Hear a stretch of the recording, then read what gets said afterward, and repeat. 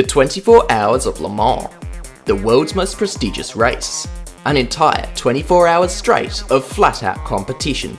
An event where legends are defined and history is written. Throughout the long history of this spectacular race, many a legendary car has made its name. The Porsche 919, the Audi R10, the Mazda 787B, the Porsche 962, and the Ford GT40 are all names written into the history books for good. A symphony of performance, reliability, and consistency is vital to succeeding at this grueling event. But what about when a car has none of these attributes? This is the story of the Nissan GTR LM NISMO.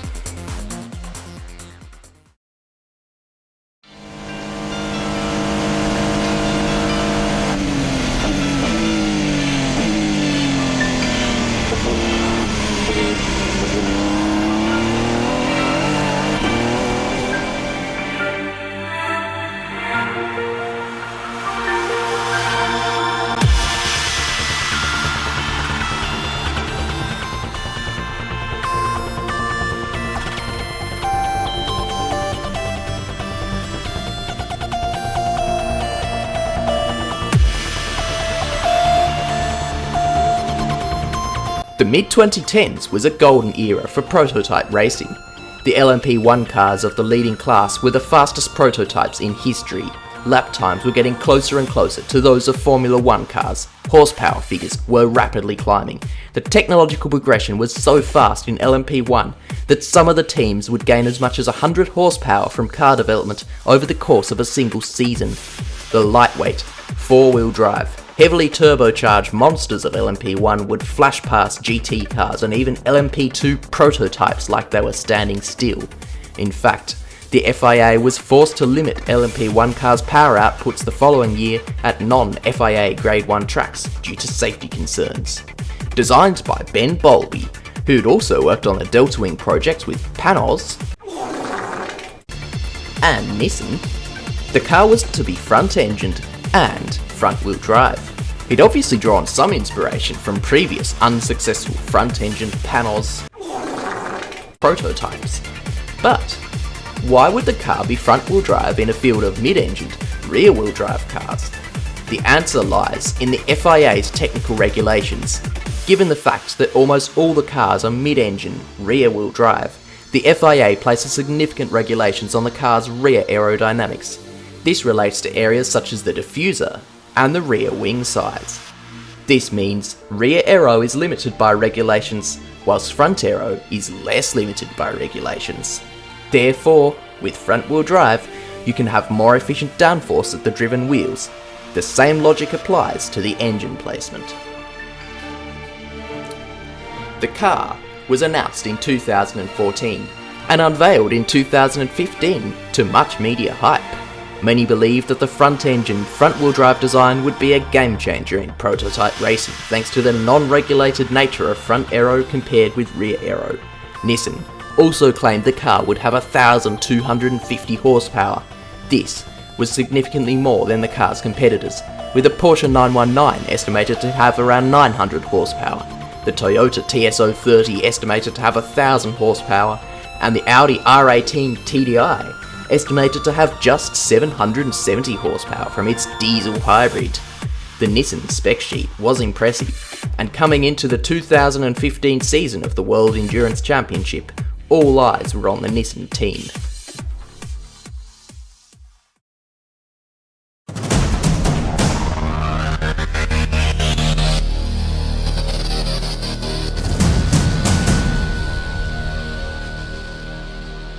Actually, I'm not sure why I've put all these cinematic shots of Silverstone on screen. The team missed the 6 hours of Silverstone because they failed the crash test.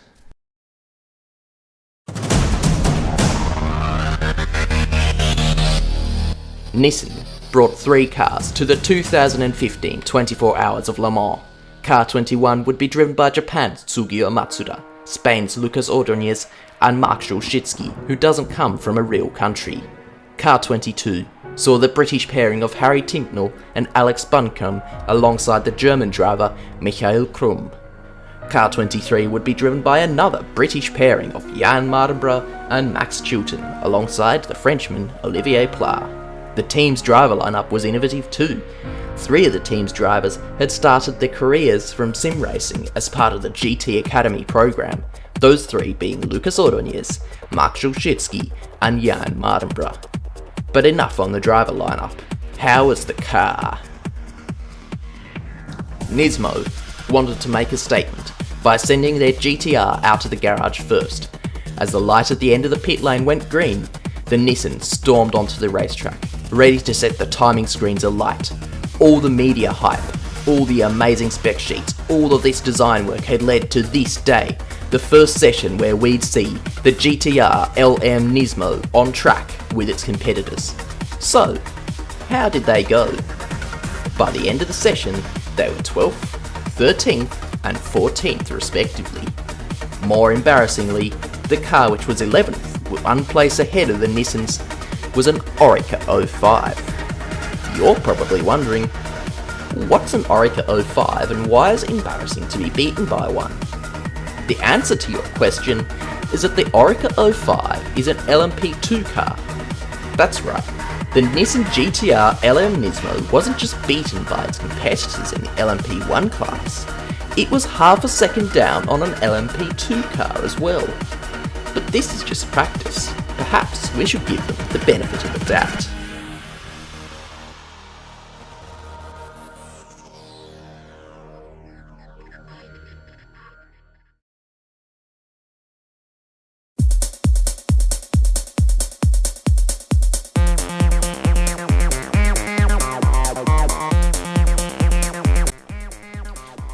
Qualifying. It's the big test, the setting of the grid. This was a time to get a move on, the time to set blistering lap times, the time to push the stunning LMP1 machines to their limits. The Porsche 919s locked out the top 3, with car 18 set to start from pole position with an impressive time of 3 minutes 16.887. Meanwhile, the fastest Nissan set a time of 3 minutes 38.699. That's over 20 seconds per lap slower than the fastest LMP1 car. Even more embarrassingly, one of their cars was still outqualified by an LMP2 car. To add insult to injury, all of their cars were slower than 110% of the fastest lap time in class. In fact, the car was so slow that its lap time was closer to that of the leading GTE car driven by Richie Stanaway than it was to the leading LMP1 car. The FIA penalised them for this by dropping them to the back of the prototype grid, behind all of the LMP2 cars. It's one of the rare instances of a team being penalised for being too slow. In fact, by this point, the only innovative thing that actually worked was their driver lineup, with the sim racers proving to be just as fast as those with traditional backgrounds. Regardless of how well the drivers performed though, it was clear at this point the car's pace was hopeless, and with 24 hours of racing ahead of them, it was looking to be an excruciating time for the Japanese team. The best they could hope for was high attrition in the LMP1 field.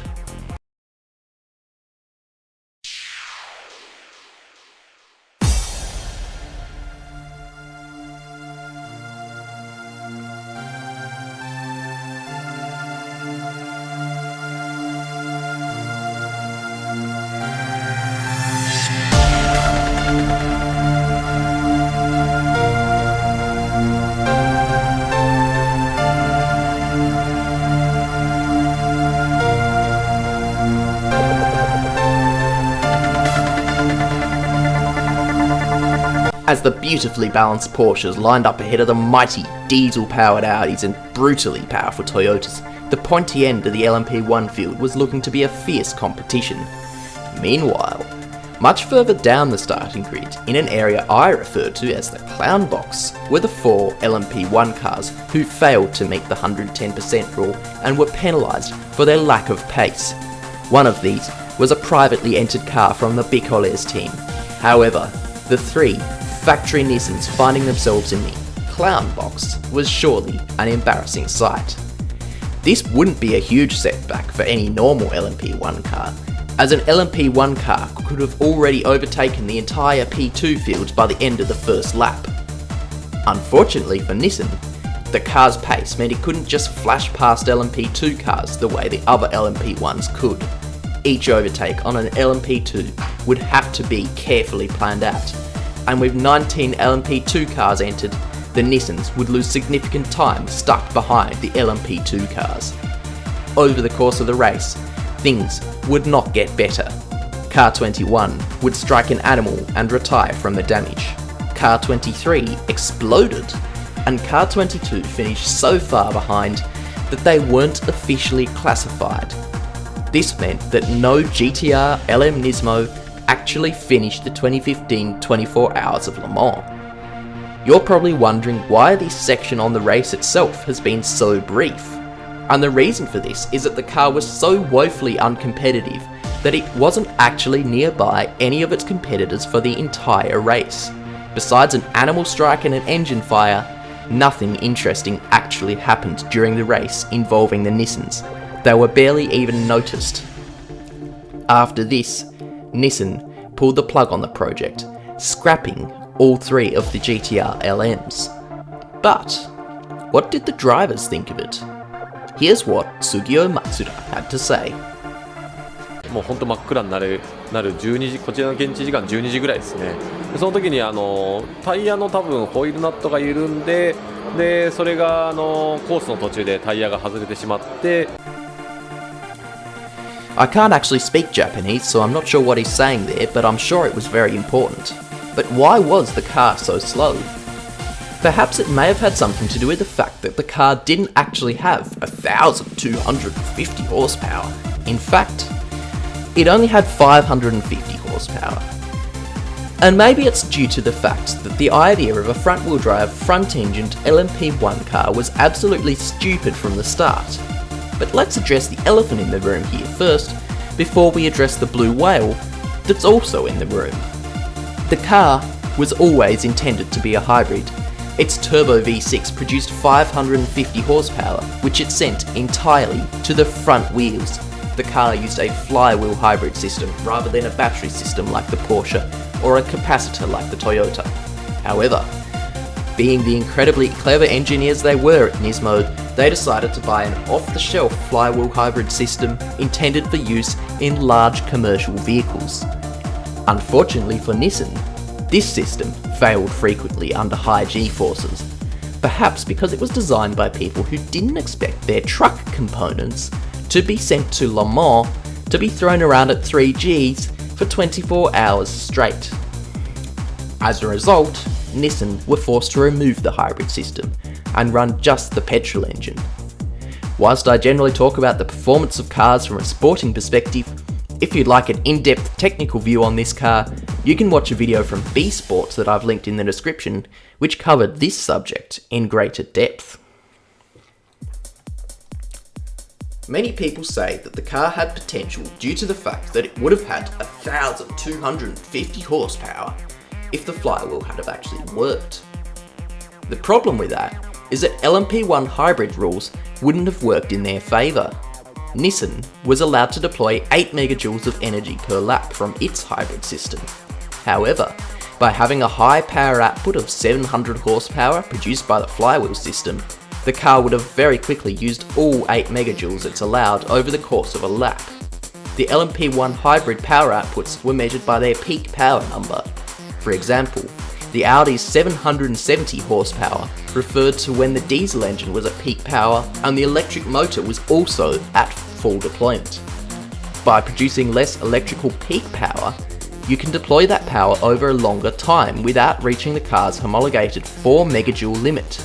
Audi's diesel engine, however, produced 558 horsepower, which was the most power of any internal combustion engine on the grid, and was how the 770 horsepower R18 was so competitive against the 900 horsepower Porsche and the 1000 horsepower Toyota, as it could produce at least 558 horsepower at all times, and it used very little energy compared to the Porsche and Toyota, although it did also have a lower energy allocation of 4 megajoules instead of 8 like the Porsche and the Nissan.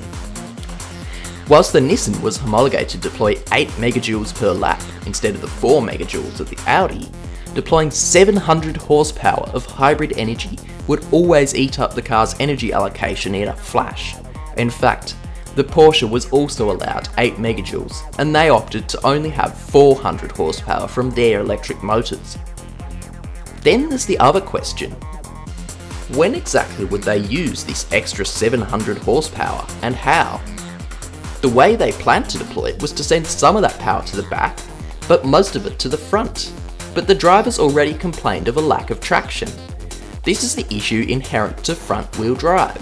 When a car accelerates, it pitches rearwards. That means there's more pressure on the rear wheels and less on the fronts. This is why nearly all race cars are either rear-wheel drive or all-wheel drive, with the exception of touring cars, which use production car drivetrains and generally have lower power outputs. Front-wheel drive cars will always be inherently lacking in traction. Rear-wheel drive and all-wheel drive cars will always accelerate faster. Given the fact the front wheels could already barely handle all 550 horsepower from the petrol engine, giving them an extra 350 horsepower or more wouldn't aid acceleration whatsoever. The front hybrid deployment would therefore only be able to be used at high speeds when the car had traction, as spinning the wheels is a waste of energy. But what about the rear hybrid deployment? Well, that would also have issues. Since the car is front-wheel drive, it had very narrow rear tyres, limited rear downforce, and extremely stiff rear suspension. This meant the car lacked traction at the rear as well. Had the rear axle had to deal with as much as 350 horsepower, it would have ended up with major wheel spin. It would also require installing rear drive shafts, which would cut through the aero tunnels, taking away some of the aerodynamic advantages of Nissan's concept. The fundamental problem of the car is that the front wheels are always fundamentally bad at putting the power down, and the rear wheels were then made artificially bad at putting the power down as well. Even if they had 1,250 peak horsepower, they wouldn't be using it for the entire lap. It's unlikely that the functioning hybrid system would actually close the entire 20 second per lap deficit, as the car was mostly limited by traction, not power. It was the exit of slow corners where the car was losing so much time due to its wheel spin. Adding another 700 horsepower to a car that struggles with 550 won't fix this problem. This is most likely why Nissan pulled the plug on the project and scrapped their cars. It was clear the car couldn't ever work. The Nissan GTR LM Nismo.